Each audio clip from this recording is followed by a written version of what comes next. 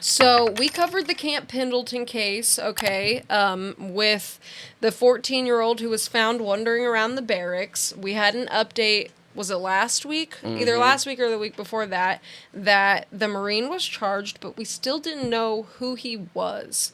I think we were both kind of debating if he could even really get in trouble for it, since this girl...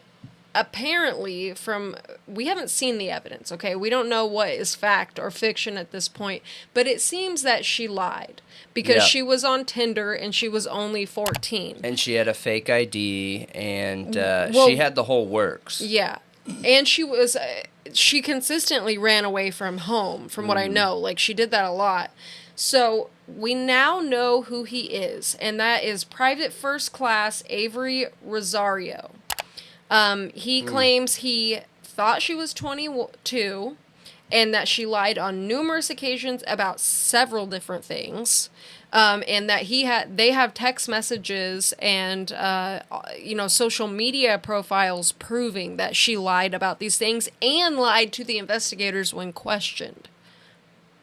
Whoa. Okay. Yeah, so he is being charged with 3 counts of SA of a child over the age of 12, 2 counts of breach of restriction for leaving base when he wasn't supposed to, but this is totally separate from the 14-year-old girl. Okay. So the news said, which we'll reference the video, because I can't find articles on this. I could only you won't. I could only find a single news YouTube video. Yep, that it's was because they're reporting being charged by military authorities, so that is not public information like a normal case. It isn't like a normal case, but he was identified. Yeah. And the news reported on it. But it was only video for some reason.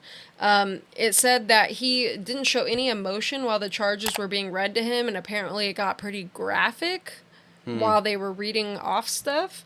And that, so basically the presiding officer over his case is going to, over his case is going to take the information that he has, make a recommendation, and then the commanding officer is going to decide if it goes to a court-martial or not. I mean, look, if a girl, no matter her age, approaches a guy who's over 18 or over 21 and she has a fake ID showing she's 22, she goes and meets this guy at a bar, they met on Tinder, which has age regulations, I do not feel like the guy should be held accountable in that case. However, we've had this debate before, too, where in a situation like that, do you feel comfortable carding somebody? I mean, if you're in doubt, I guess it's the safest thing to just card someone and say, hey, look, you look super hot and you look super young. Do you mind if I just check your ID for safety purposes? You know what I mean? I mean, in this day and age, it's not a bad idea to,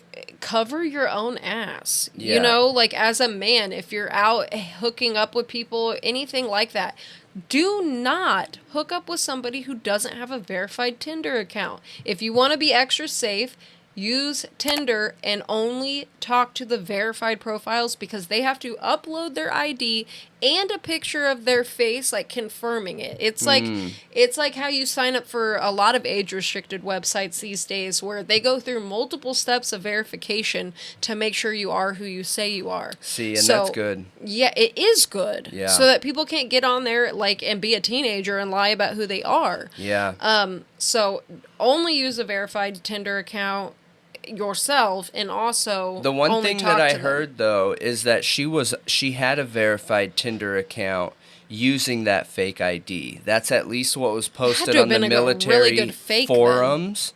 Well, normally when you hear fake ID, and especially in California, I don't know why they're so much easier to get in California, but they are. It's a real ID of somebody else who has given it or sold it and went and got another one. So, yes, it is a good fake ID because it's a real one, just a different person's. Okay. So, but they use the face identification stuff too. They double it Yeah, up. but Like, there's multiple layers of security. as long as you look close, though, I mean, you go to bars and they check the ID and then look at you and look at the ID and then look at you. They're supposed to do it, like, back and forth 4 times. People get through all the time. I had a fake ID. Yeah, you know, but, as long as the hair color matches, the height, the eyes, like, you're going to get through. But facial recognition in computers is way better than the human eye identifying facial structure and knowing. It is, but ID pictures are not suitable for facial recognition because they have foil on top of them to make sure that... California IDs don't anymore, I don't think. Yes, they do. Only have All the of them foil. They have a foil, like, lettering. emblem. Yep. Lettering that goes across it like in a diagonal point, unless something's changed in the last 5 years, but that'll still affect it. Like, driver's license photos are not good photos. They are very basic photos, and I do not believe that a computer is going to be able to get a facial recognition scan off of a single forward-facing shot on an ID and verify that's who the person is in the picture. No way. I call doubt on that all day long. I don't know, but it is like an extra layer of security that most teenagers probably aren't going to be able to pass. I agree. So it's smart anyway, but even if he did check her, like, ID and she had a fake ID, like, what is he supposed to do? That's what I'm saying. I want to learn more because out of all the accounts that I read into with this, it doesn't sound like he should be held responsible. But I don't know. Like, the only way to know is to get more information. You know who I think of? Alicia Navarro, who was just found.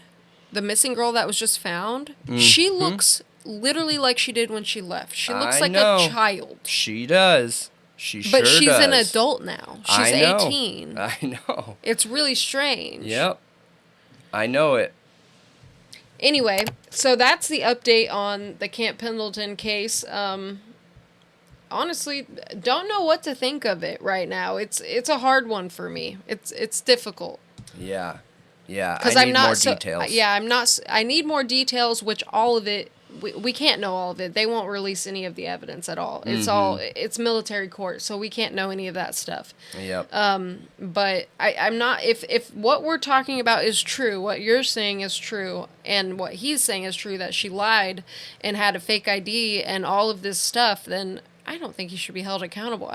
Based on all accounts, it feels true because he left her in the barracks on her own. Like, there was no trafficking there. That is not a sign of trafficking. Even in not trafficking, he's not even being accused of that I know. It's literally just him hooking up with her. Yep, I get it. So. Yep. No, I get it.